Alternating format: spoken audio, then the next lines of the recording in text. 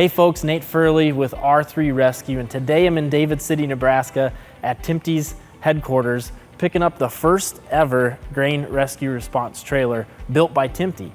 I'm excited to announce this partnership with R3 Rescue and Timpte because Timpte knows how to build high quality trailers, especially for rural America handling grain.